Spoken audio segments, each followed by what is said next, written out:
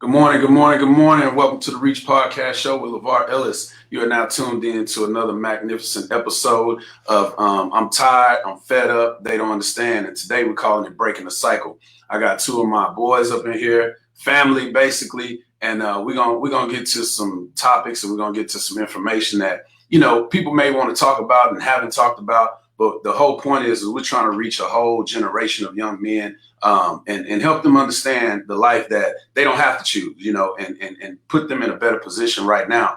But before we get into that, I'm gonna say up to my boys, man, Mike and D, and we'll get into a conversation with them shortly, like I said. But right now, I want to thank all of my show sponsors. Appreciate y'all for believing in the show and doing what you're doing and investing into what we have going on here at the Reach Podcast Show. And those show sponsors are, of course, Miss Candace Joseph over at the Joseph Consulting Firm, and that whole team that's over there putting in work for me every week. I appreciate everything that you guys do.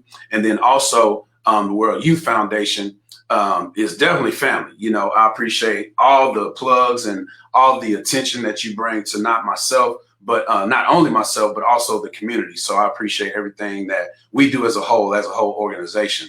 And then lastly, I'd like to welcome a new show sponsor, and that's the Executive Suite. And if you follow me over the last couple of weeks, the Executive Suite is owned by none other than Kevia Jones. And just go and check out some of her products. There was just an announcement made. She's in the Black Store CBD company. So I appreciate you jumping on board with the Reach Podcast Show as well.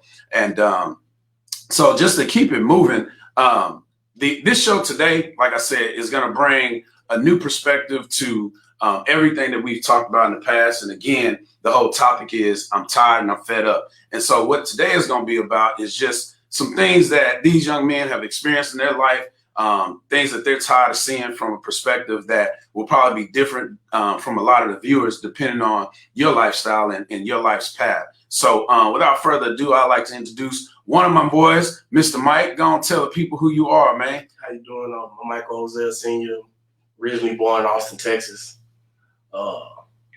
Life took me from playing sports from California all the way back to Angelo State to going to prison at Beaumont where I met DANYELL.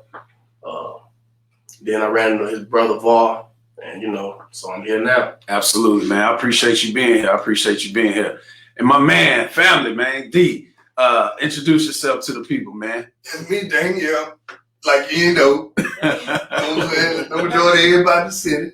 Everybody know my story. I'm just here to support. Absolutely, man. And I appreciate you being here, man. And I know this may be new. I know it's new to you, D, but Mike, I'm not sure if it's new to you as well. But today is just the same type of conversation. I heard y'all speaking on it a minute ago, but now we're just talking to a larger crowd and trying to get people involved. But before we jump into it, just a few announcements. I'd like to thank everybody over the past week, man, that has just sent words of encouragement, from my birthday yesterday, man. Shout out to all my people that had me out yesterday. I didn't even think I was going to do that. I wanted to stay under a rock. Shout out to Mika for helping that be orchestrated, man. Laro, E, D. Appreciate everybody that came through last night because I really didn't want to do anything, And for those who know, the homegoing services of my grandmother will be on this Saturday. So we'll send her off and give her final respect. So I appreciate everybody that's been rocking with me, sending me messages, calling me, texting me, and all of that. And the large announcement that I want to make is for Sunday, and it just God works everything out how it's supposed to be, because after a somber day on Saturday, I get to take part in a community unity event, which is called Share the Feast for Mika Day. Miss Mika Diamond, she's put this whole day together, and it has grown from the last 2 or 3 years that I've been involved, and I can't wait to see the whole atmosphere on Sunday. And it's going to be at 3015 North McGregor at Good Hope Baptist Church. And we're going to be feeding the community. Over 1,000 people will be fed. And there's going to be unlimited number of families that will be blessed with their own Thanksgiving dinners, the less fortunate. And there's a bunch of different organizations, individuals, companies that have band together for a community unity event.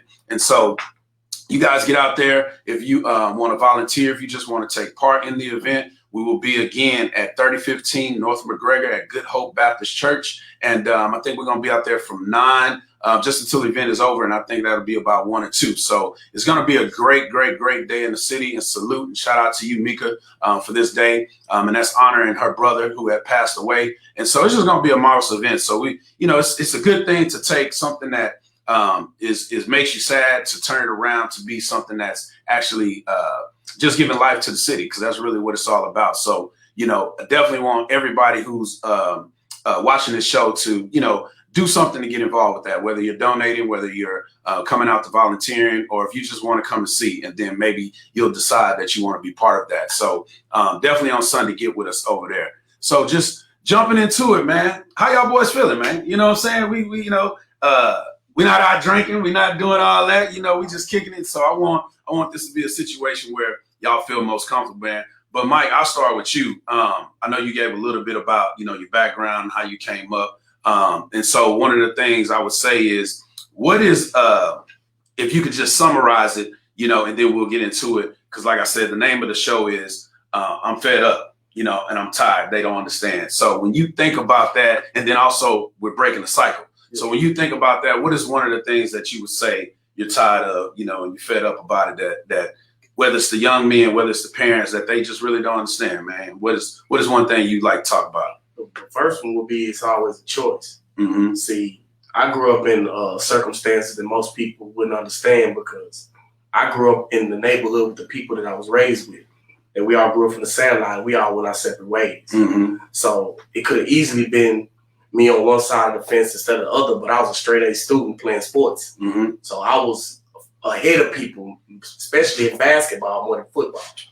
But so it kept me traveling. Yeah. So that kind of kept me out the way. I had a father who had a lot of trauma young. So as a parent now, I can see the cycle he went through coming from Booker T projects to trying to raise 3 boys and 2 daughters, to losing a daughter to a car wreck. She was run over, and drug abuse kind of took him over. So at the time, I looked at my father as like a failure, because we were always taught that a man lets nothing control him. Right. That you always have a choice in anything. So to watch him let drug abuse take him away from his wife and his sons, it was a contradiction to everything that you were teaching us. Yeah, so that would probably be what you consider your first experience with trauma, whether you look at it like that or not. And I know you understand what I'm saying. Mm-hmm. That's a traumatic situation. Yeah. Absolutely.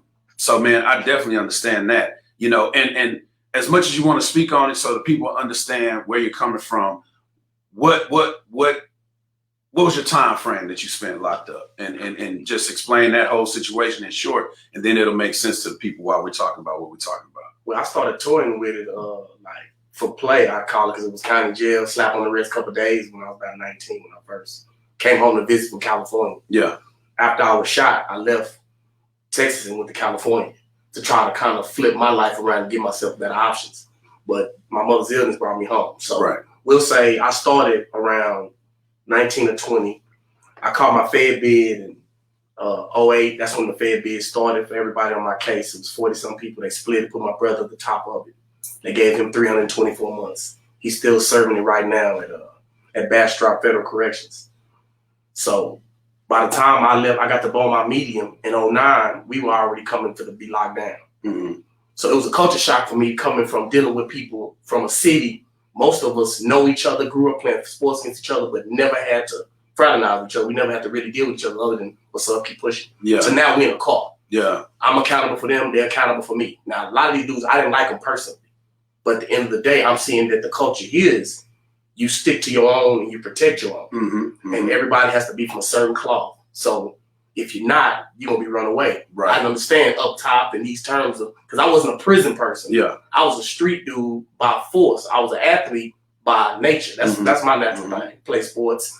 I'm a player. I like to be in the mix. I like to be around. So by the time I left the medium, I see that this ain't the place for me. It's animals. Yeah. This is no place for no person with his head on straight that like life. Right. So by the time and that's the best thing I can tell a person. If you ever know about Bloody Beaumont, you'll understand that whole culture is violence, it's drugs, it's everything you can imagine. Yeah. It's worse than the street because you got nowhere to run and your real character gonna come out. Right. So those morals that we raised with as men, it's supposed to come out right now. You can find out who you are. Absolutely. Your upbringing, how you was raised, whether you want to admit it or not, whether you're a survivor or not. We can find out real quick. So in short, not to cut you off, because I want to save some of that.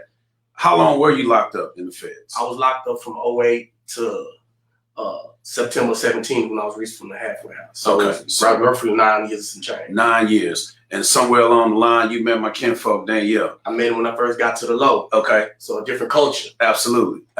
Yeah. So, and it was a blessing that you was in the low, D. So go ahead and so just tell the people, you got to act like people don't know, man. People that's been following me know, I've been shouting out for the longest, and I'm glad to have you home, man. So in short, how long were you locked up, bro? 25 years. 25 years. And that's a long time, man. And so I know y'all have seen some things that I probably couldn't even imagine. You know what I'm saying? And so what would you say your thing is, D, as far as what you think about when you think about I'm fed up, I'm tired, people don't understand? What is one of the things that just comes to the forefront of your brain and keeping it with the prison life? What do you think? I think people need to have more patience, real patience. Mm-hmm. Not talk patience, real patience. Yeah. If you're there for somebody, be there for them. Absolutely. Your purpose of being there. So when they screw up or mess up, don't talk bad to them or nothing. Your purpose of being there is to uplift them. So I feel like more patience would be better. Yeah. And that's definitely something that takes a lot of patience to be able to ride with somebody. And of course, there's different circumstances. And Mike, we'll come back to you. But D, I can tell this part of your story. You wasn't locked up for 25 years here and there. You wasn't a repeat criminal all over the place. You got one charge. Now, of course, they say that was the first time I got caught type thing. Of course, you running around doing what you was doing. But when you got hit and you was gone. Straight, flat 25 years. So if you could talk to your old self, man, a day, a week, a month, a year before that day came, what would you tell yourself?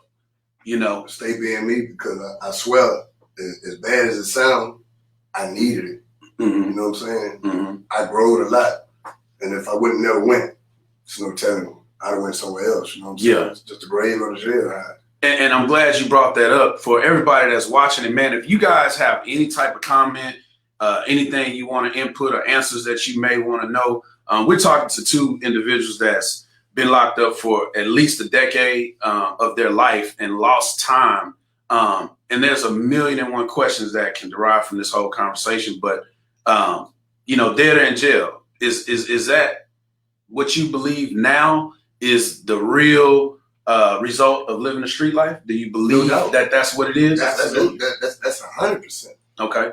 Because, that's cliche. Everybody, you're going to be dead in jail. And so that's the one thing that I'm fed up with is these cats don't believe that. You know what I'm saying? And they keep doing it. And, they just keep running that whole lifestyle. And you're going to be dead in jail. Now you might get lucky to come home like y'all did.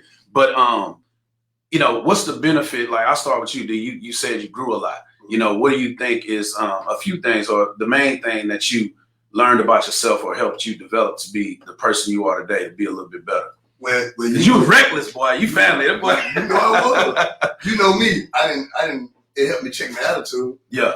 Because I'm very outspoken. I'll react on anything. So it helped me learn. Share me. it for me too, Mike, on your face. Yeah. It helped me learn me. Okay. It helped me learn me, and I realized that I'm a man. I accept consequences. You know what I'm saying? Yeah. I don't cry about nothing. You know how I am. Yeah. I don't say nothing to nobody when I'm not doing too well or whatever. I keep it to myself. Mm-hmm. Taught me a lot, bro. Yeah. Yeah. And so when you say it taught you to man up, I lost the thought, man. So y'all forgive me, but I'm gonna come back to it. It was something that can't cross my mind. I was gonna ask you a question. But Mike, what do you think is one of the things that you learned about yourself? Yeah, I'm gonna tell you the one thing they told me. They always got a bed open.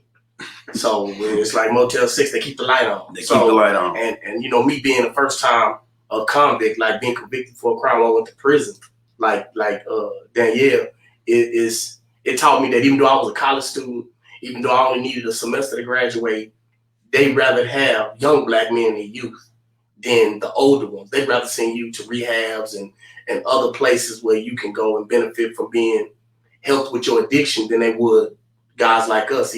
He left at a way young age than me. So while I'm skating by going to college, it still didn't deviate the road I'd already picked for myself. Right. As much as I said I'm a student athlete, I was still toying with petty street crime. Yeah. So the one thing I would tell anybody in the circumstance to think that if you're smarter than these people, you're not, because it's always somebody willing to help them out to get you where you're going to save their own ass. Excuse my language. Yeah, it's good. But, But being real, it taught me about what was really important to me. Yeah. I said that these things was my priority in life, but they wasn't, because the money and all the other stuff I was doing in the streets, it ended up taking over. Yeah. So I lost the time with my kids. I watched my mama pass while I was in prison.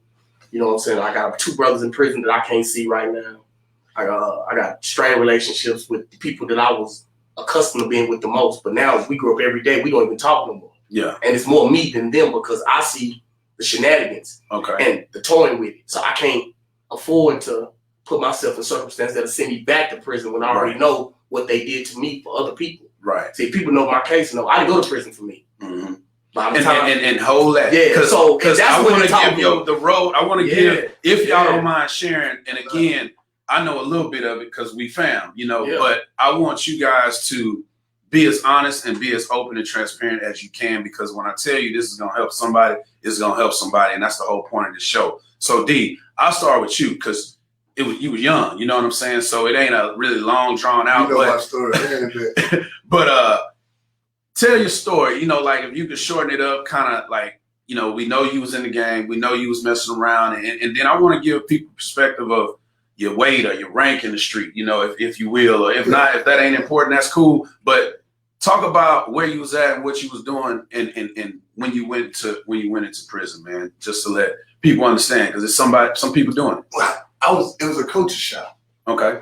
Because on the streets, we all in a category of our character.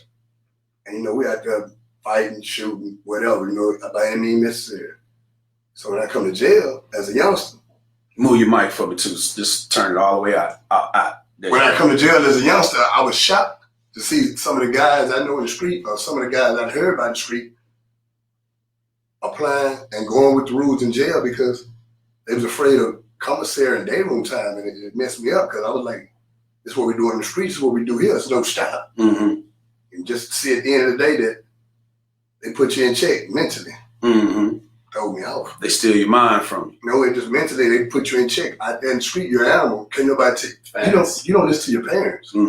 So for you to come to jail and start listening to some people that ain't your parents, it's just crazy to me. And your auntie gonna see this, my mama, right? So, there was that time frame when you lived with us. We were trying to do the rescue type deal. I needed rescue. Talk about that a little bit and what you think about it now, and what type of different decisions you felt like you could have made. That was my worst decision, leaving, because it was implanted in me. So it was more than a reaction than a decision. Right. I'm always been on the street, homeless, and you gotta understand, when you're a child making a grown folks decision at 13, 14, and then you try to go live with somebody, and it conflicts, because I've been making decisions. You know what I'm saying? I've been out here I've been living knowing what's best for me. So to actually hear somebody else try to tell you what's best for it is always a conflict of interest. Yeah. But I applied because I don't want to let them down. Yeah. Because I see them trying to help me. And that was worse. That was my biggest mistake. And that ties right into what Mike was saying. Hard bed make a soft, right? So absolutely. Our mom, I say our mom because you know what it is. My mom was trying to make you comply and trying to change you. The same thing they ended up doing in prison.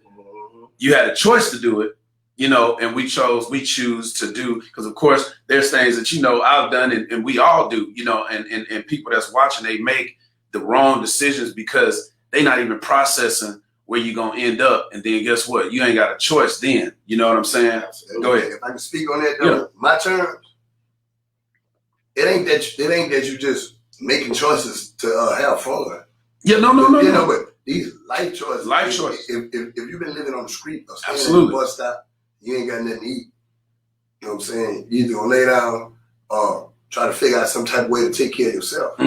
So if you out here taking care of yourself, when people sit there and criticize you for the things you're doing, you ask for when I was down and out on the curb and all that, I wasn't getting criticized. I wasn't getting no information trying to help myself or nothing. So you don't listen to nobody, bro. It's make your decisions, and it is what it is. Yeah, you got to get through another day. Absolutely, and that's another thing about the whole dealing with trauma. There's somebody that's dealing with that same aspect right now. You know, feel like you don't have anybody you can go to. Feel like you don't have nobody you can talk to. Feel like you out here by yourself, and that's one of my main things with the organization that I established is to prevent these type of conversations 20 years later down the line for the young man. And Mike, don't let me forget, I want to talk about that conversation, which is what led me to having you here today with your nephew when you was cutting my hair. We'll get back to that. But, man, it's just crazy. It's hard to interview because you're family, you know what I'm saying? But, I appreciate you being here. And we're gonna kind of go back and forth because I know y'all good at bouncing stuff off each other. But, Mike, what was your role? What was your leading up to prison? What did that look like? Well, most people know I grew up in Rumberg. For people that's familiar with Austin, I left the east side from Purple Sage, where I was familiar with everybody, saw my family, to my mother getting a better job, despite my father's, his shortcomings. My mother got a job where she was able to make, would you say this is the late 80s, where she's making almost $20 an hour, which is unheard of for somebody growing up from where she grew up out of Craigwood. So we moved to the north side of town from the east side, northeast side to the north side. So now I'm in unfamiliar territory where all my friends are gone. I'm in a whole other culture shock where all the Bloods is where I grew up. But they would never let us gangbang where I grew up. It's enough for them to keep us out the way. Yeah. So where I went to school, I went to Dobie, where there was nothing else other than Crips. Okay. So for me to walk a block to school and a home every day was a fight. Every day. That was just trying to get to school and get down and lay down. That's their policy. Anybody get know down and lay about down. The late 80s with the neighborhood Crips, they really territorial on, man, if you ride with us or you the ops. Ain't no going to school. But there was some OGs that knew my family. They all grew up together. They was like, nah, youngsters playing ball. They would let me come play ball, play football, because I was ahead of the curve, and they would actually invite me and tell my father I'm coming. So it went from that to when those older generations from the 80s to the 90s all went to prison. They all went to prison for decades. So now I'm dealing with the underlings who really didn't care for the fact that I was able to come and do things in an environment that I wasn't suited to be around. You know what I'm saying? By any means. By any means. So it turned from that to fighting to, okay, now I'm your op anyway. Well, this is my culture anyway, what the Bloods is. So my brother wasn't hearing it. See, I'm more of a thinker than a take off and chase you down. My brother, though, he had no understanding for nothing. So he started bucking. So to say the least, we were the first Bloods out on Rumberg. Next to a dude named Tootie Reed. And I don't want to glorify this for kids, but just giving the understanding. Absolutely. So he turned that into a brand. We were the Cinco trademark. So then it'll lead back up into my Fed case. So it grew up to shooting, fighting. So when my brother left me and went to Oklahoma State, even though this was not my choice, when I say the game chose me, now I'm head first. So now you fast forward 7 years from my 6th grade to me graduating high school. So I graduate, I got a partial to Oklahoma University. I get shot 2 weeks before I was supposed to report. Now, let me just take a pause and let people digest this. So you're in an environment every day where Bloods and Crips, you got your family in the game that pretty much pulled you into the game, but yet you still let's call it star athlete, star student, taking care of your grades and getting sucked into that. Did you ever think about the time and I don't know how fast it was, but did you recognize the game pulling you in? Did you accept that, or it just became a way of life for you? It was basically my day to day. Okay. It's like anything. Like I didn't think I can go to prison and do time, but after you get there, it's like, here I am. I can't leave. Okay. So let me just dive head first. I'm gonna deal with that. And it was 2 worlds for me. When I'm in school, I'm a student. I'm an athlete. That's what I'm talking about. But when I walk out the doors, I'm always reminded because they standing right across the street. Now, was there anybody that was on your butt? I guess I would say, as far as schoolwork, or that's just what you knew you had to do? Coaches, my AAU coaches, my mother, and my family on the other side. Okay. Who really wanted to take me and move me away, and I'm like running it in the question. Was your mindset that sports was going to be your way out? It was. Okay. That was my one hope. Okay. Because Everybody I know from Rumberg either was dead in jail by the time they was 18, 19. Okay. Finish your story. I just wanted to touch on that. So I'm thinking everybody see me, I'm on Friday Night Lights, they can Google me, they can look it up. You'll see I'm on big news, I'm on the front of the newspaper.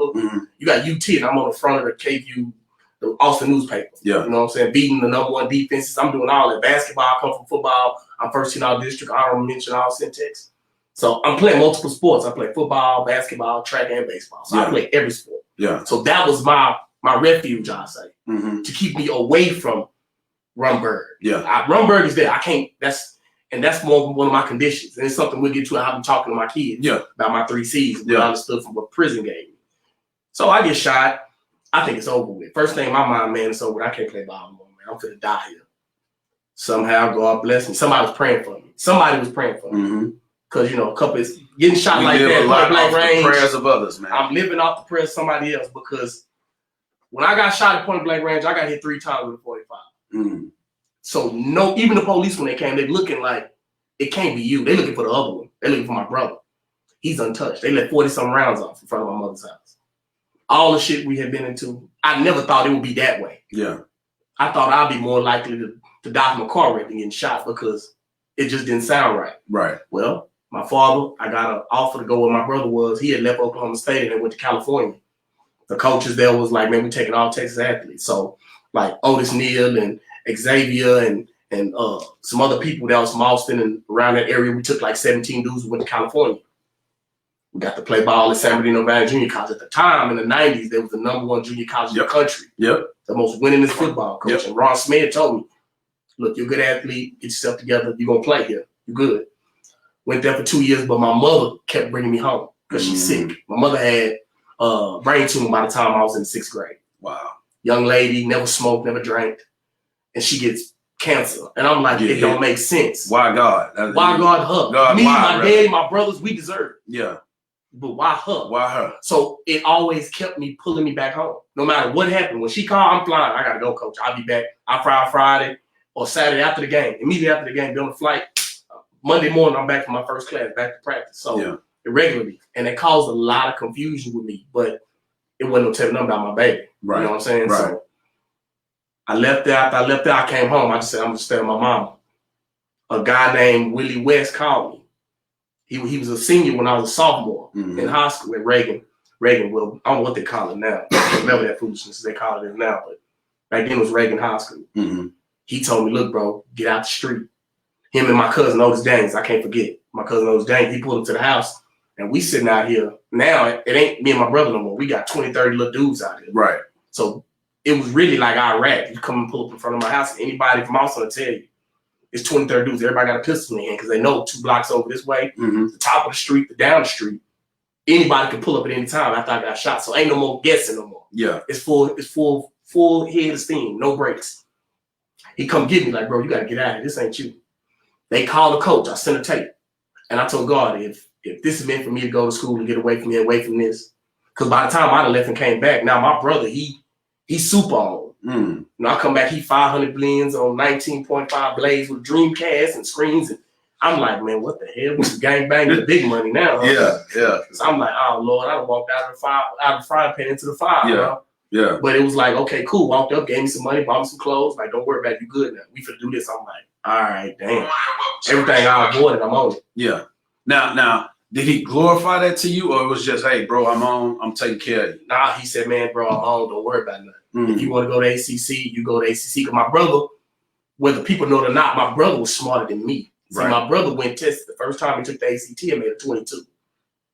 Unheard of. Yeah. Like, literally, like, it went from regular schools to Ivy League schools showing up to the house. You know, West Point came to the house and was like, look, you know, so he's going to take us. And they would take me on the scholarship if my brother went.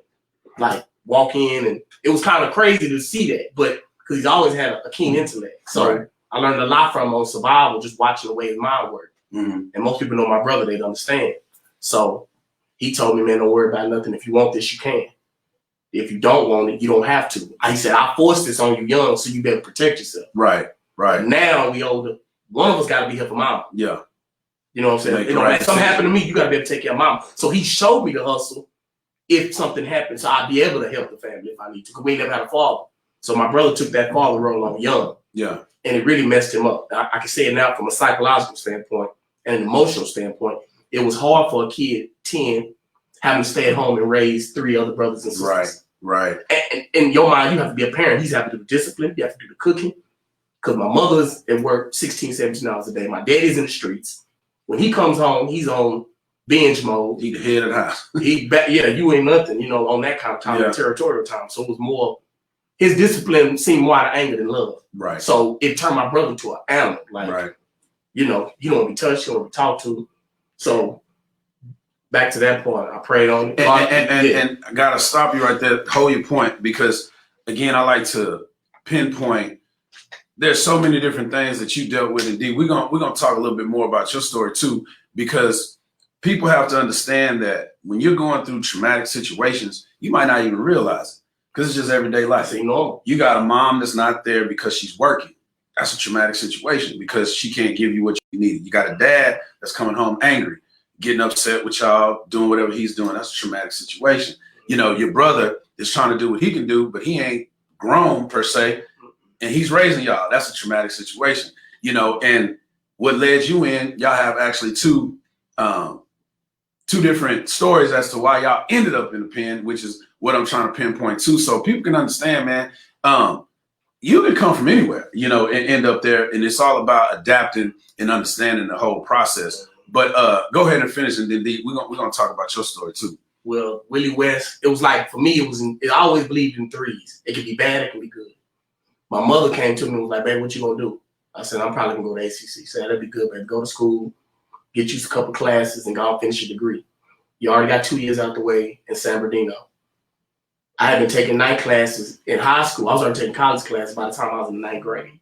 So I already had a whole first semester worth of credits for college. And that was rare, especially from where I come from. I was an anomaly, more to say. Right. Because I could still do both. I could juggle.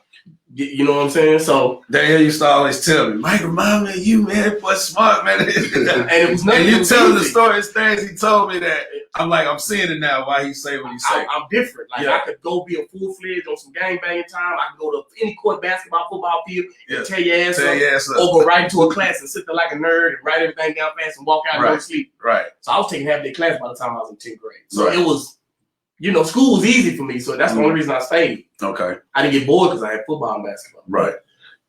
So when them two came, I was like, okay, God, I think that's my third. So I said, I'm going to send a tape. If the answer come, coach called, look, I got a partial, and I got for financial aid. I got to pay for your housing. You just got to pay for your first month rent because I was so old, I didn't want to stay on campus for kids. Yeah. So I got an apartment like a rock store, like from here to the trees like that, at Angelo State. Yeah.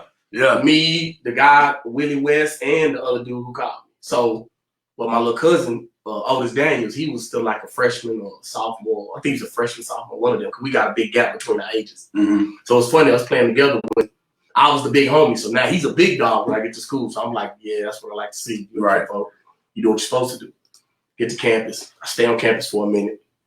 By that time, I had accumulated cases. So my first semester there, a year, the police come to my door. I had a pistol case. Wow. A $20,000 bond for a pistol case, an assault that somebody said that I was present. It was you. At college. At college. That's how far it followed me. So that was my first eye-opener that you're never completely away until you bury your bones all the way completely. Absolutely. So my wife now, who was my girlfriend then, Emily, M drove got my mom. Salute to M. What's up, drove, M? Hey, drove all the way from Austin. It ain't number a 3-hour drive to Atlanta. But for her, for me being, you know how we were. Yeah. I was clear. I would always tell M, look, man, I ain't ready. I just left California. It's 40-1. Yeah. I'm not gonna do right by it. So for her to stick by me through that, man, I always salute to my hat and take a strong woman. Absolutely. So I know why my mama picked her. Yeah. Went got my mama. She drove straight up there, got me out of jail herself, sat there with me for the night, burned back out. But when I come back in here about food, they're like, we know you spent all your money, so we bought you a bunch of appliances and food. You'll be good. Yeah. For at least a month. Yeah. And she told me, call. You know me, I'm prideful. I ain't gonna call you. I don't want you. Well, so I get into one more situation. I forgot what happened. Somebody jumped on my brother, or so my brother got into something, so I just went home. Yeah. So when I went home, I said, man, I'm gonna finish the semester. I'm gonna come home because they tear up my mama's house now. I come in the house, Dudes breaking down blunts in my mama's house and shooting dice and niggas hitting licks right in front of my mama's door. I walked in, the first time I walked in, slapping nigga, we start fighting. I'm like, say, my nigga, don't disrespect my mama's house. I don't care what my nigga say. Yeah. My mama pay all these bills here, nigga. Don't play with me, my nigga. I don't care what they say. Yeah. So me and my brother have it. I said, bro, you letting these niggas do it? He said, who did? I said, man, these niggas sitting selling dope in the yard. My brother didn't know because he left my baby brother, who's 5 years younger than me and 7 years younger than my brother, to run it. He's a renegade. All shit go. And it was worse for him than us because our structure was still on, man, we wouldn't respect mom at all costs. Right. We'd sell dope, we'd do whatever, but the understanding with us was we never bring this to your mama house. Absolutely. Because there's been times with dudes that could have smoked me and my brother. See, my mama. And speak on that a little bit too, because as much common sense as that make to people us, don't understand that you don't shit where you lay, so to speak. You know, so you and your brother did that. Why? Again, if you just retouch on that, because there's somebody watching about not bringing stuff to your mama. If everybody know, if everybody know what I know, what the way we were growing up under our laws was, you don't shit where you sleep. You bring nothing to mama's house that the police can come and take away what mama built. Because at the end of the day, she worked hard for this. We just reaping the rewards. And as crazy as that sounds for the environment, it was a realistic environment and experience for us to know that, man, we will never play with my mama. And everybody around us know, look, bro, we could be at war, we could be beefing. I could have shot your homeboy, you could have just shot my brother Carl. But if you with your mama and you anywhere with your mama, that's your safe haven. I will never violate that. Because now I got to deal with a whole set of other rules that the gloves off now. Yeah. So like dudes will see us and I'm talking about, we've been shooting at each other for days. And they'll see me and my mama. And it's one time, and it's a couple of them, they probably watching right now, laughing. Right. They call us at the Washington, bro. Yeah. Dude walked in, saw my brother car, slid in. They walked in, they saw my mama and stopped. And Lonnie Brewster, he watching, he'll tell you. It walked in, looked, Raymond Smith and Rodney Smith, they walked in, looked, hey, Miss Frida, and just looked at us and gave us the look like, yeah, bitch, you sure right. Yeah. You lucky, boy. My mama, hey, baby, y'all been eating? Yes, ma'am. I'm finna go to the house. Yeah, tell your mama I said hi. Tell her call. And that's how it really be, you know. And that was the game. Yeah. So that's how I knew those dudes wasn't the one that shot at my house when I got shot. Because they the ones that told us the laws. Look, bro, why you with Mr. Big Dwayne and your mama, man, we're going to keep this shit all like this. Because I respect you, daddy, because he is one of the black folks who still do come around. Right. And niggas getting game from him, whether he know it or not. Right. How to be a father, what I didn't like, how I can replace that, how I can be a better husband or a better spouse, whatever, you know what I'm saying? Either way. And it's crazy that there's still that respect though, you know? Yeah. And it's still I ain't playing with big amazing, you know, to be beefing with somebody in the streets and it's that serious, but yet they see you with your mom and they can stop, you know, because shooting is just a life or death situation, you know, and I mean a split second situation when you shooting at somebody, if they hit you, you could be gone, you know, or if they missing you, that's a split second. So to have the respect to stop, but you coming to shoot at somebody, just think about that. I know I got you down bad because they ain't back door. They know where to run. I mean, if they coming to get you, they coming to get you. But my point is still having those rules in the street, which leads back to something that we'll talk about a little bit later, that we can always choose to do something different. You know what I'm saying? And you know, it's just amazing to me, you know. But anyway, finish to what got you into the pen. So by this time I had left. So now I'm stuck from petty weed. Everybody knows when I first started, I really was sneaky. Yeah. I sell a little weed and go to school. Yeah. That was my hustle. I sell some just to pay for books, tuition. I go sell enough weed to go pay my whole rent up. Yeah. At Angelo. And then you're done. I was done. That's it. You have a purpose. Yeah, I come home on the weekend. It was just to have enough money to last me till I come home. If that's $1,500, I got $1,500 to go back to school. I'm balling though too. Right. So I can go out to eat every day. They come to my house. I got all the amenities. I got all the everybody was at Angelo State. You know, they already know I'm telling the truth. Yeah. So, but my brother and them, they big time by now. They got all the work. They ride all the slabs. They all the jewelry. You know what I'm saying? Shine. I'm talking about good. They looking at me like, you stupid. Yeah. You got this big old pound of weed, bro, and I got 1 ounce, bro. Yeah. Look at this, bro. How you gonna hide this? I can throw this motherfucker out to them. They don't see that bad. So it was kind of like, damn, the devil and the angels on my shoulder. One like, stay in school, man. You only got this much time. That's gonna be it. And the devil was like, man, go get this money, man. How often were you listening to the devil and the angel, man? I would listen to the angel while I was in school, and when I was with my angel, my mom.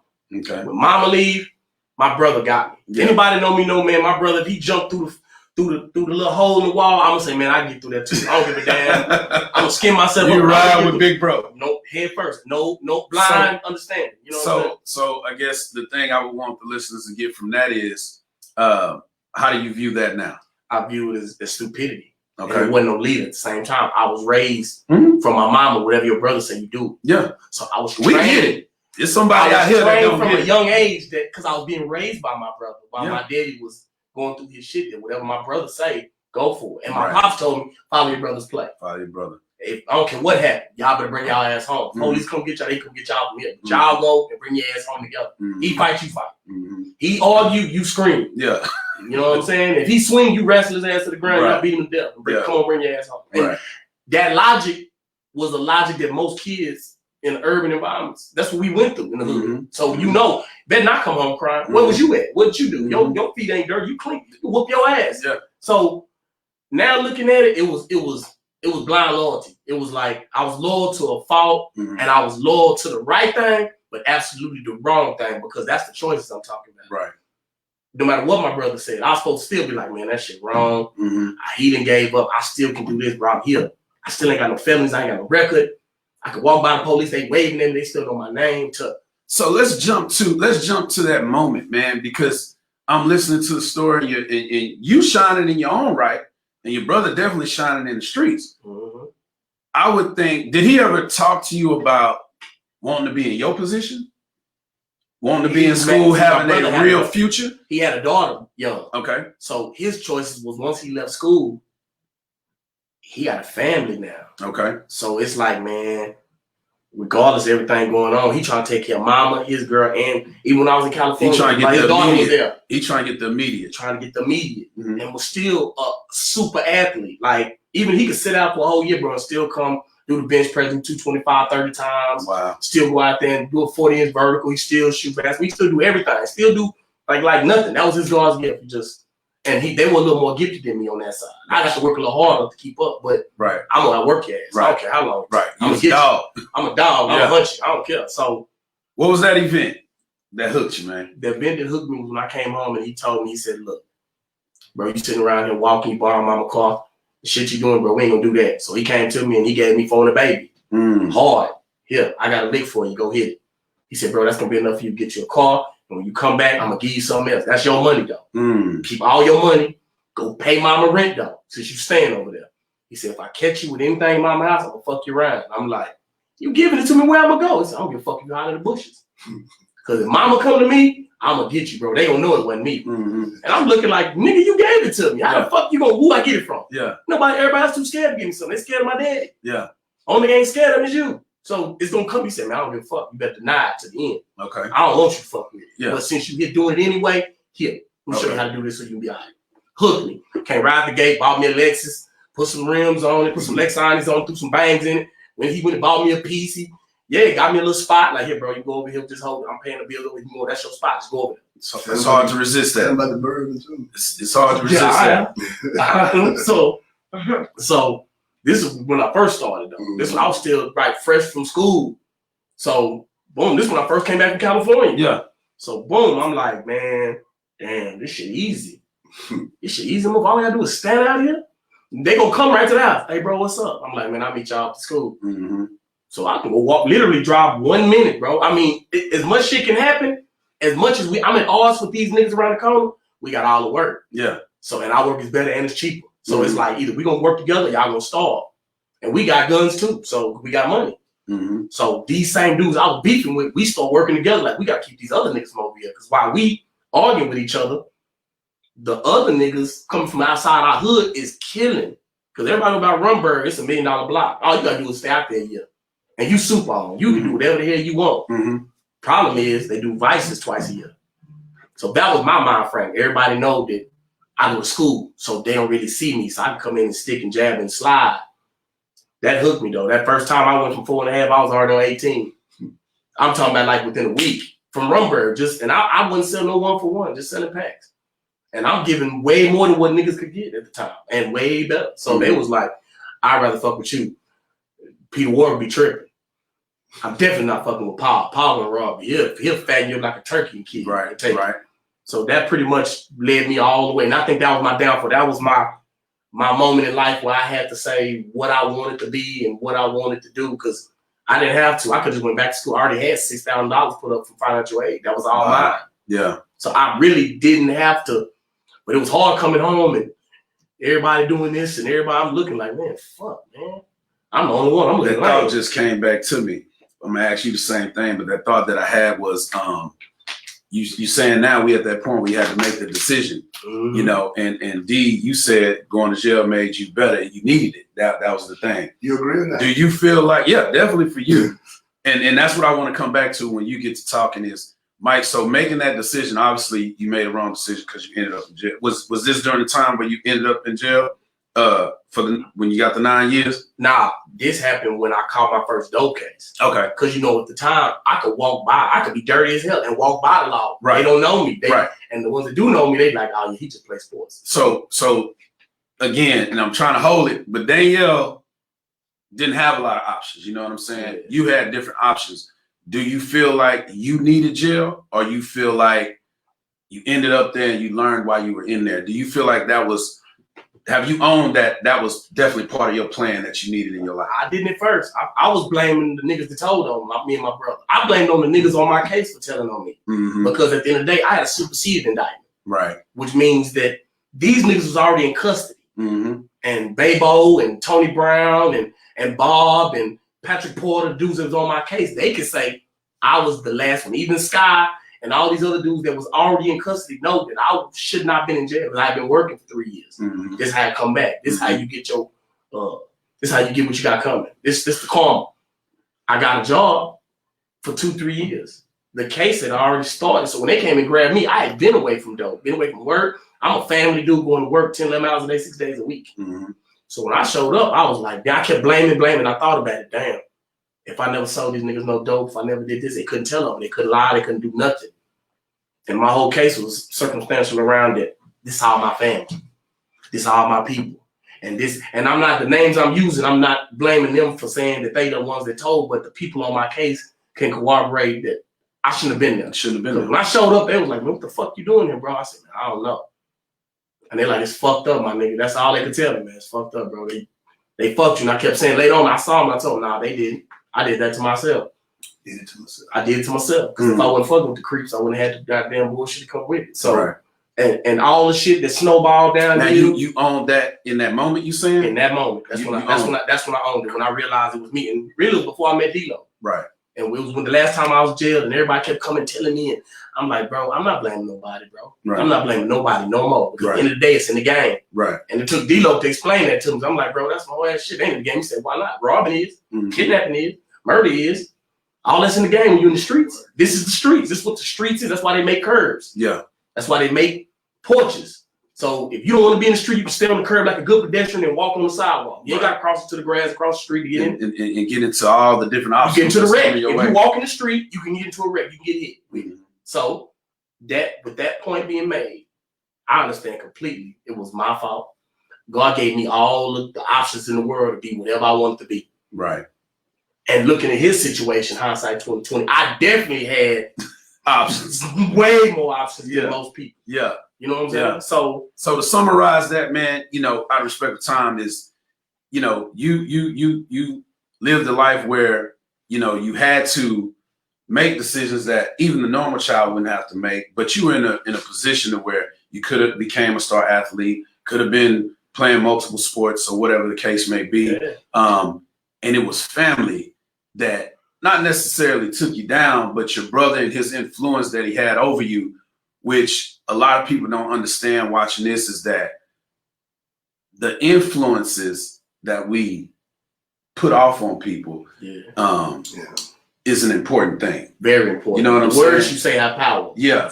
And so we'll talk about your brother if we can get back to it. We're going to have to do a part 2 for this, man. Brother, I always remember. His brother's intention was always good. Always good. Always. That's what I'm saying. The intention is always good. Try to put me in a situation to win. Yeah. Yeah. In a situation, I'm ready on all levels. And it's risky. Schooled me. Because I followed him. I know he's an athlete. He's a student. You know what I'm saying? He's a protector. He's a big brother. He's a father figure. Then on the other side, guess what? I'm on some gangster shit. Yeah. You in the middle. You can't be in the middle with these niggas. Yeah. So when he gave me a gun, it was like, listen, bro, don't pull this shit. He gave me the whole rundown. Right. When you pull this, you go out and fight. He taught you the lesson. Yeah. This comes with it. Once you start, now, if you don't want to start, get your ass in there. Don't come with me, because I'm telling you. I want to say shout out to Big Rob, man. Rob, I see you. Rob says, I say it's a gift and a curse going to jail. A curse because you're gone from family, friends, and life. A gift for getting you out the way because you could be dead and or gone for the rest of or spend the rest of your life in prison. And that's so true. And Rob, that's Rob, man. I don't know if you remember Rob Cole. He grew up on the block with us on 7700, and he got a story. So Rob, this is the segment I wanted you on, man. So we'll probably do a part 2. Hopefully Rob will come bless us with his game. And so D, let's switch gears, man. Let's get to your story, Mike. Like I said, yours is a story of you had a choice, making the wrong decisions. D, for you had to just keep making decisions. You know what I'm saying? You didn't grow up to where you had many alternatives and many options. So I'll let you tell a little bit about it. Your mom, Aunt Judy, you got brothers, and just talk about how you see it from your perspective. I made it. Yeah, but talk about your childhood and it was all. It all made me who I was, and I'm kind-hearted. I take care of everybody. Yeah. But everything I had to learn firsthand. You know what I'm saying? Every situation, from my mama leaving us for us. Right here on Hart Street in Houston. Right on Hart, Raw Palms, King Drive. You've been to all the spots. Yeah, I've been there. You remember how it was? We were elementary, no lights, no gas, no food. But we ain't telling mama. Yeah. You know what I'm saying? We just made our way through. Right. So, like I said. And you the oldest of 3 brothers. The oldest. And I know that had to be tough even before you came our way, trying to get you out of that situation, and that's why giving back for me is so important, because people don't understand what real poverty is like, unless you've been in that situation. Remember, I was for the catch pneumonia the first day going else. I ain't never tell you about that. I'm like, which one? I almost caught pneumonia because I ain't. I remember you told me when I caught pneumonia. I told you I caught pneumonia at Beaumont. Yeah, but that's when you was telling me when we were sitting. I caught pneumonia because I didn't want to go to Warrior Coach school. Exactly, you told me. You refused. Said no. And we studied trying to give it to him. So that's damn one of the things is damn fool. When he could make the decisions, this boy chose to still keep making them crazy decisions. But anyway, let's look where we were staying at. Right. Upper hand to say anything. Yeah. But and that's one of those things, and that's one of the things that people deal with. What the image is going to be and what people think of you. But you came from a position of not having your parents to be there for you like normal parents would. I'll call it.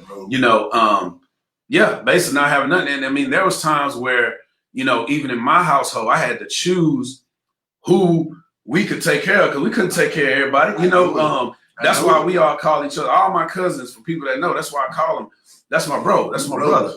Charlie, that's my sister. And we all cousins. But everybody stayed with me and my mom at one point in time. And people that know my mom know how she is, and we've actually taken in the whole family. At different parts. And there was times when there was different ones living with us at the same time. And so this is a part where I can remove that blanket from me, because how that boy has spoiled. Yeah, mama took care of me as well, but there's a lot that we've even talked about to where I didn't have to ask nobody. I didn't have to agree to let Danielle come to the house and take this food, take this money, take these clothes, you know what I'm saying? But, the more I think about it, she instilled that whole thing about giving back in family a long time ago. Yeah. And so you what I remember is we was at Willow Ridge, and you made the decision. Mama told you can get your butt in this house or you can go on. And you but went on, man. So I didn't. I guess my ears heard what he wanted to hear. Yeah, you heard her tell you to leave.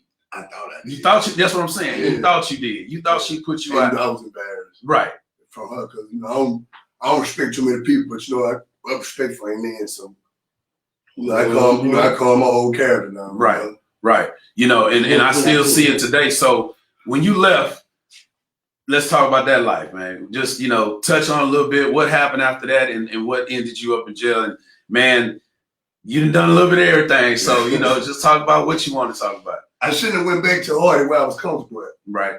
Because I was comfortable and knew my surroundings, but I knew what it brings to me. Right. Because they ain't had nothing there the first time, we had nothing that in. Mm-hmm. With the same shit, with the same friends. Right. Same friends just come out there and come see us wherever I was at though. Yeah. So, like Mike said, I'm good at surviving. Yeah.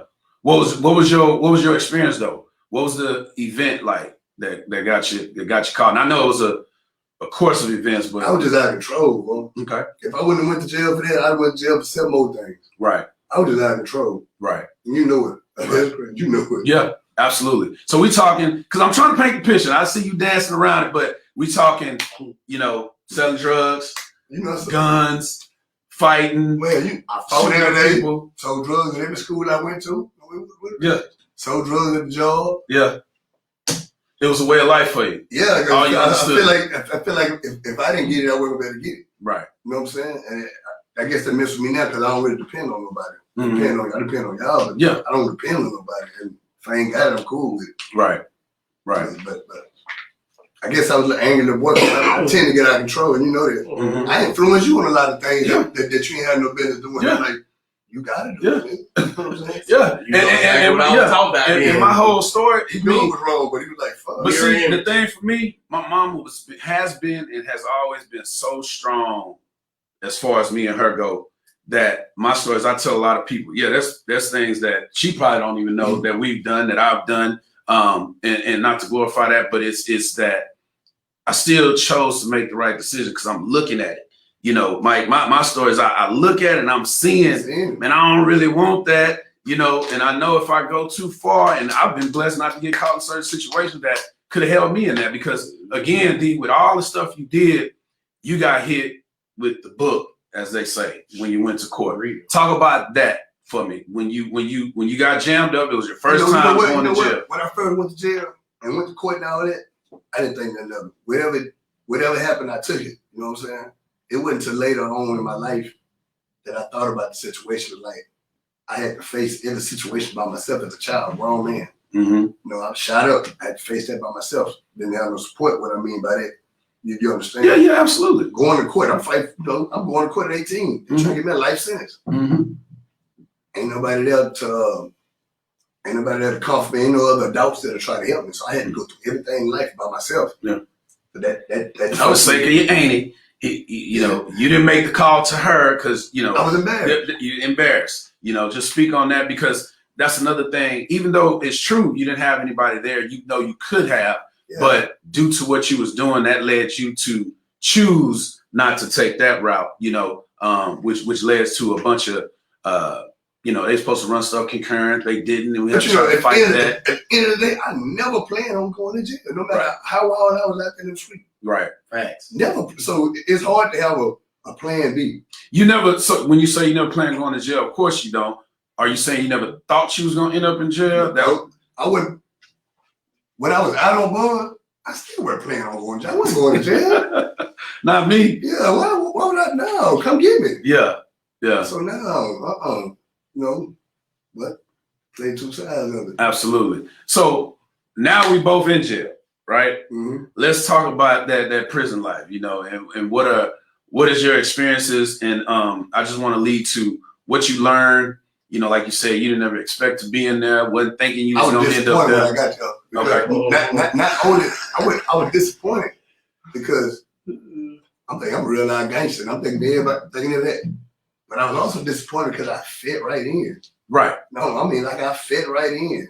I fit right in. Like it was where you supposed to be. Like, this is it. I'm cool with this. Yeah. So I was disappointed in myself. It made me think about my character because I'm like, I always try to be a good person. Right. But I fit right in with these clowns. You know what I'm saying? I'm trying to like fit right in. Now you saying fit right into the way of life in prison? Yeah. Okay. What that look like? Fun. Yeah. It was fun. That's what made me upset because I was enjoying myself down there. Mm-hmm. Whether I was now you talking about Huntsville where you first landed or everywhere? Everywhere. I was counting. It was a violent environment. And that's the sad part. It was a violent environment. So you were already savage and you fit right into that and you felt like it was where you were supposed to be. They make it comfortable. Yeah. Whether you believe it or not. Yeah. That's very I'm not talking to you to get the story because I already know it, but I'm trying to help the audience and the people that's viewing that maybe glorifying it, maybe want to know and don't know nothing about it. And again, to all my viewers and my listeners, if there's any questions you would like to ask Rob, if you got something you want to input, just put it in the comments. But I'm trying to get a little more meat out of y'all, as far as, again, at the end of the day, it's to help somebody out, man, and to get people to understand. Because the end of the story is that ain't, you figured out that ain't where you belong, but we still in the beginning. So you was having fun doing what you was doing. At what point did you realize the whole reforming you type of deal? What do you think about that? And speak candidly. I'm trying to think what I want to I say. ain't no reason to. There's only one way. Mike, go ahead. You go ahead. Because I'm gonna say the same thing. Even to the day, bro, I try to stay out the way, but it's just your character. Like when you go to jail, you gotta survive in that. Yeah, but you gotta do what you gotta do. But it's your character because I didn't have to do none of that. Mm-hmm. But whoever I am, my surroundings, bro, people, that's just my surroundings. That's just the life I live. But I started trying to switch up because I wanted to make sure I was home to see you and Aileen. Right. Other than that, I swear, I didn't. That's all you ever talked about. Yeah, I didn't give a damn about coming home. You know what I'm saying? I didn't because I get to act a fool and just get a slap on the wrist. So from the perspective of being in jail, thinking that's where you need to be, I want to talk about the aspect of now you in jail. Now you got to do what you got to do because in the streets there's different things you can do and you can get away from. Like you can hustle a week and then be like, man, I ain't finna hustle for a month and just chill. But you can do it in jail. No, but what I'm saying is, in jail, when it comes to people trying to set you up, people trying to fight you, people trying to kill you ain't got no choice on that. You got to keep your head on the swivel on that part. So that's what I'm talking about. For you to lead to that point in jail, okay, you had a choice from the get-go. That's why you had a choice. Because you can sit around and look and be like, ain't none of you motherfuckers good. Mm-hmm. But shit, it is what it is. I know I'm in Rob said it had to adapt, then readapt upon getting out. It takes a strong mind. Absolutely. This is the hardest. Coming home and readapt, this is the hardest because take me for instance. Been gone 25 years. Mm-hmm. Love my family, still got the same relationship with my family, but I don't blame nobody. I sent myself to jail. Mm-hmm. So when I come home, I don't know my family no more. Right. And everybody's priorities are different. Absolutely. And you know me. I try to stay out the way because I don't want to. People tend to be influenced by some of the things I do, mm-hmm. and I don't want nobody kids or nobody stepping back, falling off the ladder, watching me. You know what I'm saying? Because it looks like I'm reckless, but I'm not. Right. So it's hard, bro, because adapting is hard, and everybody's personalities and change and all that. Facts. It's way harder than what you think, and you don't want to talk to people because when you're in jail, you don't know how to talk, but only with your tongue, so you cut. Mm-hmm. Yeah. And Zero said best. I'm not complaining. I just be telling it like it is. Explain that a little bit more. Again, this is for the listeners. When you say you speak, and you talk with your tongue and it cuts. What are you saying? Like no filter. I just no speak filter. truth. It's black and white. Ain't no. You're not worried about what somebody thinks. About what your feelings are. You get to me, whatever. I'm not gonna lie to you. I'm gonna tell you the truth. So if I'm telling you, if you be like, hey, why you ain't come around? We like, I only come around to be seen. I really don't like you. But I come around because we family, so I always got you. I don't like you. I don't like you, nigga. Simple as that. And you know that I am. Yeah. I don't like you, nigga. Yeah. But and I can't say that to people out here no more. You know what I'm saying? Some things I can't say. Right. So I tend to just stay away. And so it's a daily grind and everything. Mental adaptation that you have to go through. It be emotional too sometimes. Next your question. Mm-hmm. How many times we went to the court, 14, 13 years old, mm-hmm. and I'm out here fighting grown folks all the time. Yeah. I'm gonna tell you, like, nigga, I don't know.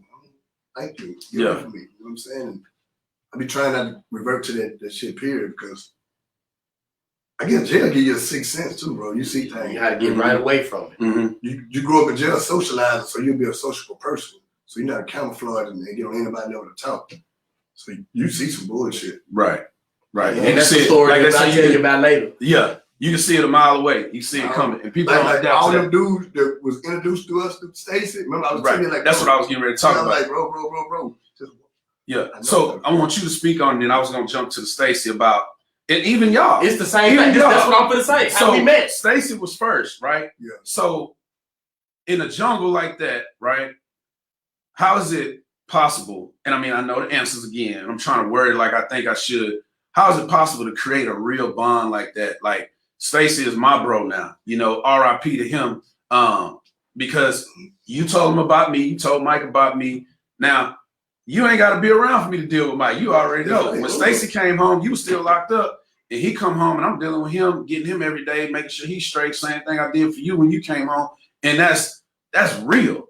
You know, real. So real as it gets. What do you think about those type of relationships? Do you see it as you don't know how that happens, or what would you say? How do you feel like that's possible to meet somebody like that? It goes back to something that we used to talk about. The law of attraction is real. Mm-hmm. And iron sharpen iron, and you don't have to necessarily be from where a person from geographically. You don't have to be where a person from as far as like gang wise. You don't have to be from where a person from. Like we get along because of sports. It's kind of the way life works. It's gonna put you around who you're supposed to be around, and it's your choice to choose to get that. Because like the way I met him, when I first met D-Lo, I just got to the yard from the meeting, so I really didn't want to be around some of these clowns because they in here talking and doing all this, and it looks weird to me because I just been in a place where you walk light. Yeah, and real that's the respectful. transition I want y'all to speak on too. And now y'all changing mentally. Yeah, y'all been in there for a minute. Y'all changing and y'all evolving as a person and viewing jail differently. And that's what I wanted to transition to. So my transition went from you don't skip lines, you don't talk over people. When people on the phone, you don't be loud. People asleep, you don't be loud in front of their door. If you dirty something, you clean it. It's real respectful. I mean, respect is like the biggest post on the wall. Like, man, respect everybody, mind your business. You know what I'm saying? And stay out the way. You'll be all right. Those 3 laws keep you free, like out the shoe, excuse me. And it keeps somebody from killing you. Because I'm gonna be honest with you, I grew up in a violent environment. Maybe not as violent as he is, because of a different era. You know what I'm saying? But that environment, being locked up with all these different people from all over the world, not just the country, the world, it gives you a whole perspective on people in general. Yeah. The different kind of snakes. And that's what I want to see. You know what I'm saying? Too. You locked up 25 years, D. You've been home 2 years? Yeah. 2 years now. Been home 2 years. How old are you? 44. 44.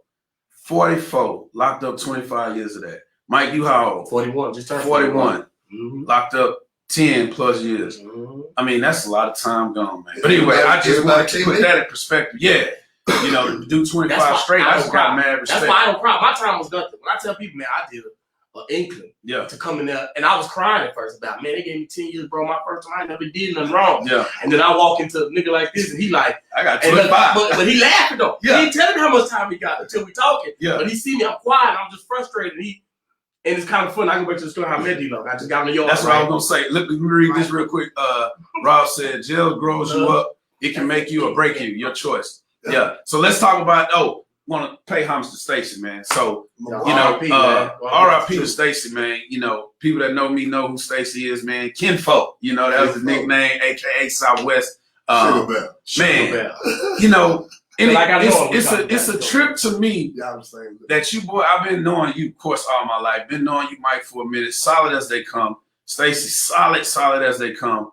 And for y'all to get out here and for him to be the type of person he was, and for him to tell me those stories, man, I could never imagine y'all locked up a day in your life. That's the part that trips me out, you know. And we'll get to those transformations. But you know, you told me a few things about Stacey, and tell people how you felt about him. How did y'all create that bond like that? You know, I think I remember a story, but how did you and Stacey become so close? Man, when I first met Stacey, I ain't like him. You know what I'm saying? I ain't like him because he didn't do the rules like the rules supposed to be going. You know what I'm saying? But I don't do the rules like they go. And I feel like you can accept the consequences. That's what I fuck with men. I fuck with men, and I've been in a lot of situations that I know. I know the situation is only this way to get out of it. I mean, these are only 100 ways you can get out of it. I know this because I've been in so many situations as a youngster. So I sit back and watch people in these situations, and I learn from how they take the situation. That's how you find out about a person, if they're honorable, if they're reliable, whatsoever. Like, yeah, they're good. You know what I'm saying? Because the jail is you learn a lot in jail. I swear, it's gonna make you a great person, It's gonna make you a terrible person. Quick. You know what I'm saying? Simple as that. But one thing about it, don't never change. You know how many niggas you've seen with jail and change? I don't change. Yeah. I don't. You know what I'm saying? I don't change because I'm not saying I'm not influenced by nobody, but I'm not worrying about what nobody think. I'm not influenced by nobody. I'm my own man. Right. And he'll tell you just like when I get mad, I won't eat for a week. Right. If I gotta get it from him. Right. You know what I'm saying? I'm gonna tell him, I don't want to eat nothing from you. I die if I let you get you the satisfaction of feeding me or whatsoever. Now, what's that about for the people that's watching that may not understand that mindset?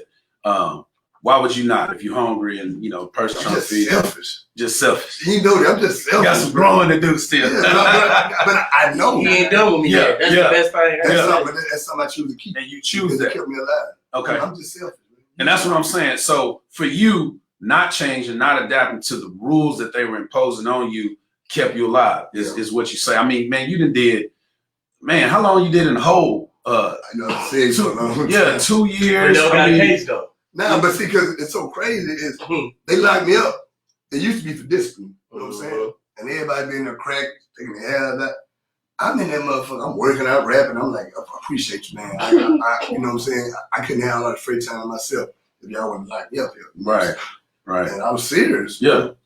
And you just handled it a lot different than a lot of people, a lot of stories I heard. But Stacey, you say you didn't like him at first, and then how did y'all bond? He saved my life. Exactly. And then here it comes. He saved exactly. In the most unlikely place. In the most unlikely place. So we just had this big old ride in the Rickyard, right? Right. So they switching his act because everybody affiliation, he's black disciple on crook. So when we go in the cell, I don't like him. I'm like, I ain't got nothing to do. I'm just gonna jump on this nigga for a couple of days. But I need to go to sleep because I ain't been feeling well. Right. But Stacey know me. I know him, but we don't talk to each other. So I wake up and I can't move. I'm sick. In jail, man, you don't find nobody. You don't find too many people to order. Nah. That nigga went and bombed me out to help me bring me back. Bought me food off his money thing and all that. Facts. So it took me a minute to eat it, but got to know him a little better. I already knew what type of person he was, you know what I'm saying? I'm a good person, you know what I'm saying? Very. At that point on. Give his last, man. Give his last, just like I do him the same way. And we know. Basically, I know I'm cool with somebody when I talk about my family. Right. If I talk to you about my family and my problems, me and you, y'all start bonding. Yeah, because I don't talk to nobody about nothing. Yeah. I swear I don't. Yeah. But Stacey was my down. You know what I'm saying? Yeah. And I mean, I got a whole extended family because of you and because of Stacey, and boys recognizing and remembering him. And now here we go, round 2 with Mike. Now, something I'm throwing out there, and out of respect of time, we're talking about breaking the cycle, and we got to get to what your last words are and what you want people to understand from this talk that we're having. But another issue, especially my boy Rob watching, blood and Crip here.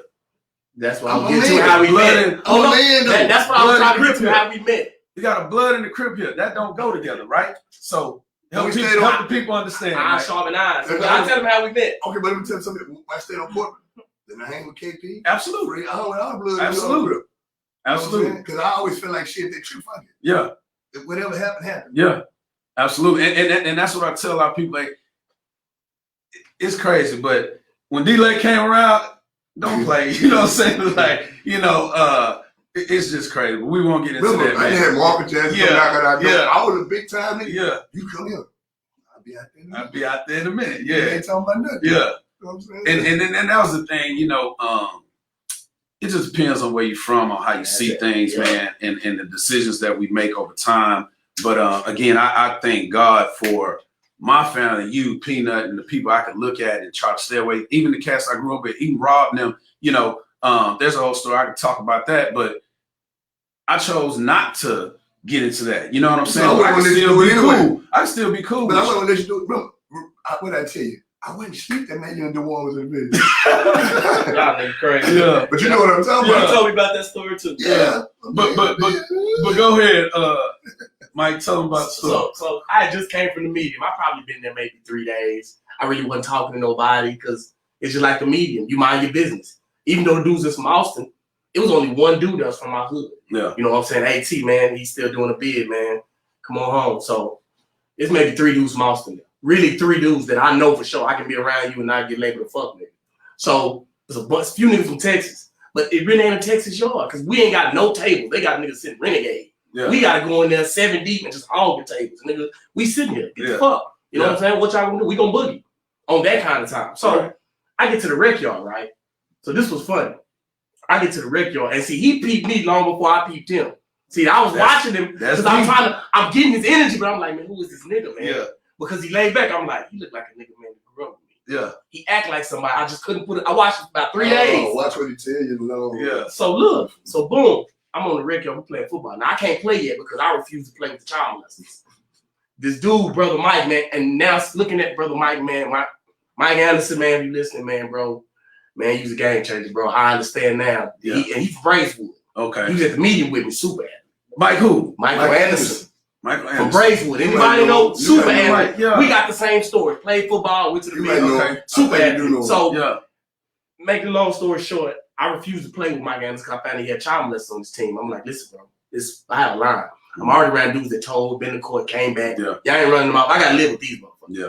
But I will not play with them. I don't give a fuck if I can't play. So they said, you ain't playing. Yeah. Cool. So I'm holding the thing. This is a big old dude from New Orleans. And 3 stacks, Ron Hurd, you know I ain't lying. So, yeah, man, everybody vote about that know. Yeah. Stacks on there. Everybody Clifton. Everybody that know Big Clip, y'all already know. So we on the yard, right? And I see them sitting over there. Like, I know that's the H-Town, but it's the 5th Ward niggas. It ain't all Houston. So I start getting that part. Okay, they really started the 5th Ward. This part of 3rd Ward. Southwest. Yeah, but the 5th Ward niggas I'm sitting around, and then it'll kind of bring you to why I end up around who I was around. Right. So this one dude, Big George, he like 6'6", 6'7", 300 some pounds. He hogging niggas. He get mad about a call. He start calling niggas bitches and hoes and fags and rats and pussies. So I don't know how to take this because it's new to me. So I'm looking around. I'm holding the thing like I can't play. So they paying me like orange stick, like a marker. Yeah. He walked right by me, but he got to duck down. Everybody, that's how big he is. He ducking down. But he looked me in the face. So I'm like, hey, my man, bro, who you talking to, bro? I ain't getting this. How I'm talking like whispering. Yeah. Hey, fam, look, no disrespect, bro, but you gotta address that. I ain't a fuck nigga, bro. I don't know about these niggas. But bro, you can't do that, my nigga. You got a problem with dress because you saying all you niggas. So you talking to Texas. I don't know if you know the term. Yeah. I said, so who you talking to, bro? He's still talking. I said, for real though, bro. If I go back, I gotta be able to account for this. Yeah. Bro, you just punch your man out. Don't do that. Now I'm talking to all you bitch ass niggas. I said, bitch ass nigga, I'm the one. Wow. So nobody ever heard me say more than 2 or 3 words. So me to bless everybody turn around. That's the laugh he did. God laughing. I can see like he been watching me. These niggas been watching me trying to figure out where I was gonna go. So I blew up, told the bitch, bring your ass over here. Yeah. It's another nigga named Kev. What's Kev last name? I forgot Kev, man. Big Kev from Fort Worth. Big Kev out of Fort Worth. I stopped him like, hey bro, you from Texas? Don't let this nigga wrestle me, bro. I know what to do. Yeah. I'm gonna throw Jackson on that big old shit. Bring your pussy ass on court. They the big homies. Yeah. So I'm like, big homie, man, what's they said, man, get that nigga. Bring your bitch ass on. So now he see I'm with the shit. He like, nigga, we play with the knives. I pull mine, I got mine too. Let's go. Yeah. Bitch ass nigga, you tripping. I asked you politely. You try to talk to him. Sensibly. Like, bro, out of respect. Because I got to put some perspective on this, man. So, you try to talk to him man to man. And this is the type of thing that go down when you lock and that fast. Like, we laughing, giggling. Matter of minutes. And seconds. Like, and that's how quick it. Now knives in y'all hands. So I leave, right? I don't say nothing. After that, he don't want to fight. You see now, everybody from Houston, 5th Ward, Austin, the Bloods, the Crips, everybody start moving away from this nigga from New Orleans. Yeah. So they all like, we really want to run some of these niggas away anyway. Bitch ass niggas. So I'm like, nah, I just want him. So my uncle, Randy Baker, he pulled up on me and was like, you ain't finna do that to me. Well, I've been gone 25 years. Wow. Don't do that. I said, man, Uncle, the man said, he said, man, what did I say? And I'm finna go make this nigga come out the dorm. He said something to the law, this nigga come walking out. And I'm looking at the power he had to make the law send him outside. He's like, you want me to stop and ride? So I come. So long story short, I walk out, right? So I'm standing next to him and the Texas nigga. We playing basketball now, right? The same day, like same day. I'm watching these niggas talking. This is how you figure out you get to listen to niggas. And I know right now at the gate. Now, I didn't know he saw me because he wasn't looking at me. But he's looking like this, and the nigga said something, and I just looked like this, and they were talking. I'm shaking my head like, I'll never fuck with you ever. And just slightly exit out. He catch me, right? I'm hurt. I get hurt playing basketball. He comes like, say, boy, you want a job? I'm like, yeah, bro, man, I'm dead, bro. Is D-Lo asking if you want a job? Out the blue start talking to me. Yeah. I'm on crutches, right? Yeah. So I'm like, man, I don't want these niggas to get me. He said, I'm not gonna fuck with you. He pulled me in the unicorn. Go tell the police, man, my homeboy coming up here with me. I Move me out my dorm during count. And if anybody know what count time means, I had 4 o'clock national count.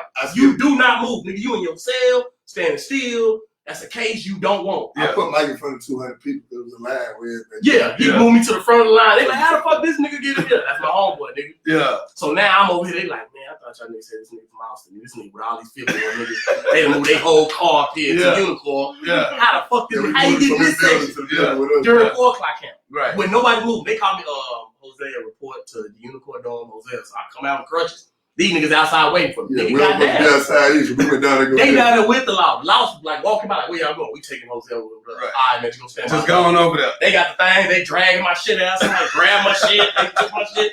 So I'm thinking, damn, man, these niggas, what the fuck are these niggas? So what was the point of that? What's the point? The point was to move you. They were moving with them. We don't fuck with everybody. We don't fuck with everybody. So they pretty much tell me, hey, bro, you need to be around your own kind. Gotcha. Because these games, you gonna crash. I want people. So the move you made was the wrong move for the environment y'all was in, and so basically they moved you out of that situation. No, it's just that Mike was our type of person. Okay, so it was more about him being it's his character with your people. Okay, it's his character. All right. My business. I got the bus. I wasn't looking for no friends. Right. Yeah. I got the bus like, yeah, we over here. The Bloods. They came to me like, say, you like this. I said, listen, explain something to y'all, my nigga. I don't know you niggas. Right. I grew up blood by myself. I didn't have no arm. Mm-hmm.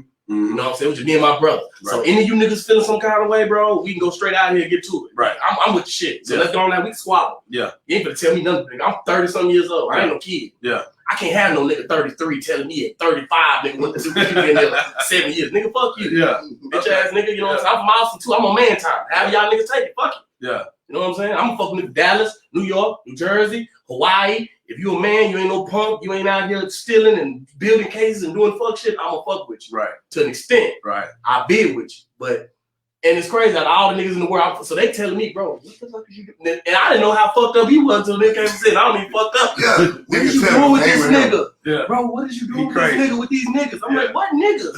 I already knew Big Pinson. Yeah, Big Pen, I hope you free.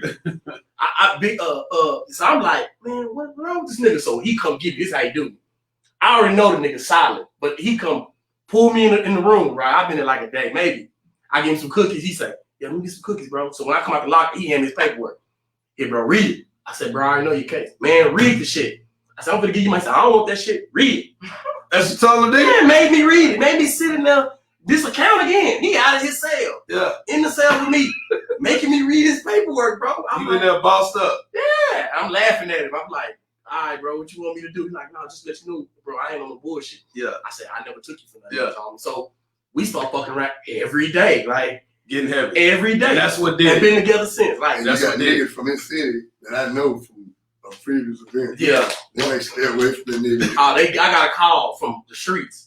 Bro, what is you doing with that nigga, bro? I seen your picture, bro. What you doing with this nigga? I'm like, what's the nigga is? Yeah. They know it's from the state. They said, nigga trying to fuck you over, bro. I'm trying to turn him into a crip. He trying to turn me into a crip. He trying to turn me into a Hoover. He trying to flip you. That's what they known to do. Yeah. They make niggas get that. I say, bro, they ain't like ain't nothing like all right. Yeah. So, but you know, yeah. I mean, that's them stories, man. That's them jailhouse stories, I call it, you know. And it just paints a picture of how much a different life is led in the prison walls, you know, and I respect the time.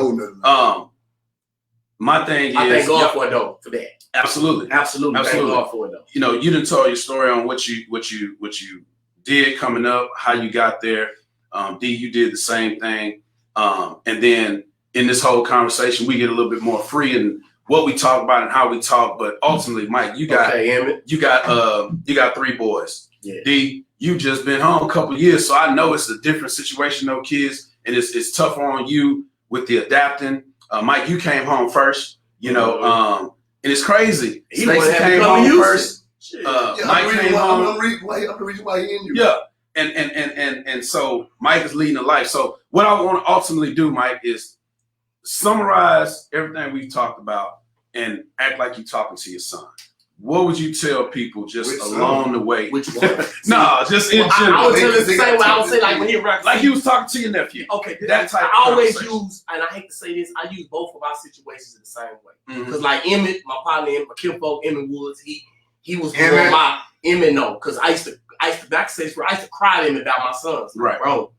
My baby mama, bro, got my kids out here fucked up. And I used to tell him, bro, if something happened to my mama, it's a couple niggas in here, bro. I'm going to air their ass out here because I got no reason to go home, bro. Mama gone. That's my baby. That's my heart. Yeah. You trying and to he get used home. to come, and he caught me, bro. And at the time, he knows the true story. Do the time. Yeah. Try to summarize in a minute. Yeah. So, give you a minute to talk, and then I would tell any young man, bro, that think you growing up in your adolescence and your nuts dropping, if you got a mama and no daddy, that's a blessing. You got a choice. You don't never have to do nothing that you don't want to do because can't nobody make you. It's short of killing you. And most people ain't gonna kill you for trying to say, bro, I don't want to be down on that shit, bro. I'm doing this and this. So that's what kept you out the way coming up. Kept me out the way. If you a sports dude, be a sports dude. If you consider a nerd, be a nerd. Right. Ain't nothing like prison, bro. You don't want it. It ain't for you. It ain't for no man. They got shit and people out here love you. Yeah. And I tell my sons all the time, I can tell you this till you I'm black and blue in the face. Right. But at the end of the day, it's your choice, bro. Right. If you want to be an athlete, be an athlete. But don't toy with it. Don't say I'm an athlete and a street nigga. Because it's like they tell you can't serve two masters. Yeah. You can't have two guards. You can't sit here and say I'm an athlete, but I'm a toy and do this. Can't be a gang member and play sports because one gonna trump the other. And we both look at each other because we both play sports. And I did too. But look, we both in the same place. And I was more of a damn fool than them. Yeah. Because I went to college. Yeah. So the nigga's been in the streets all his life. He was disenfranchised from the beginning. He had a handicap. So, like I tell my boy, man, I love you. I'm going to support you in everything you do. But it's right is right and it's wrong is wrong. And that gray area is where you get fucked feeling like you got cheated. Yeah. If you put your... Grandma used to say, you stick your hand in the fire, you get burned. You play with snakes, you're going to get bit. So, stay out the way. Stay on the curb if you don't want to be in the streets. Yeah. Period. Yeah. Streets ain't for you. My point is, man, the situation is always worse than it is. You say it again? The situation is not always worse than it is. As bad as you think it is. Yeah. Don't look for a quick fix. If you want to fix it, take the time to do it. Right. That's all. Because it's gonna pan out. Right. And that's strong. You know, that patience. That's what you said from the jump. Having patience. And Mike, what was your thing from the jump? Because he said patience. I forgot what you said. You always got a choice. You always got a choice. You always, you know. And so that's my takeaway for everybody, man. And I hope this show inspires some young people to maybe change directions, choose, make a choice. And if you moving too fast, have a little patience. You know, slow down because you know better, do better. That life behind them walls, man, is not something that you want. I mean, this comes from two still very young individuals in their mid-40s, spent half of their life in jail, man. So again, I'm fed up. They don't understand, you know, breaking the cycle. And I hope that this podcast served its purpose today. I hope somebody got something they can take back and just give to somebody and just make a difference, man, because that's what it's all about. Nick T, I don't know if you remember Nick Taylor, man. That's my boy on here, Nick T. Salute to you, bro. I'm going to hit you after this show because we're going to talk about getting you and your little man up here and we're going to make a difference with that whole show too. So salute to you, brother. But go ahead, D, what you was going to say. We got a couple minutes and then I got to shut it down. Just like you, I thought I was going to say. Okay. That's great. If it come back to you, just let me know. Mike, any last words? Anything other than what you've already said, man? Man. Mike a master barber too. You know, he say he ain't taking no clients, but hit me and I hit him. Shout out to your kinfolk. To my nephew, man, Darryl Bird, man. He got his own clothing line. Young black brother, man, engineer at Prairie View University, about to graduate in a year. Got his own clothing line, Fly, Forever Living Young. No, Mike, give him his due diligence, man. I'm big on this. I say it lightly because he thanking me when I was going like, at the end of the day, we have to support our own youth. It's not up to white folks. It's not up to nobody. They grow up like us. You see it, and we walk by it every day. You go spend the money on and all the energy and time on this bullshit. It's not helping nobody to come behind you. It's our job. If you don't believe nothing else, when you get to prison, you'll be surprised at people who will try to help you. It won't be the people you know and grew up with. It'll be a complete stranger. So this young brother, I'm married to his auntie, but that's my How old nephew. is he? Man, he's 19, 20. He'll be 21. We going to Vegas to celebrate his birthday. So graduating with what? He graduated with a bachelor's in engineering. A young brother with a good GPA. He grew up just like we did. His mama, Tanya, good job with this one. You know what I'm saying? And Christian, his sister's a doctor. So she's definitely changing the mold. You can come from circumstances that people don't see as cliche and still change the narrative. So Darryl Bird, Forever Living Young, look on Instagram, look on Twitter. Man, go support that young brother, man. Fly, forever living young. Got a new meaning, man. Stay fly. D, you got anything you want to leave with the people, man? I appreciate you, bro. Yeah, come back. Absolutely.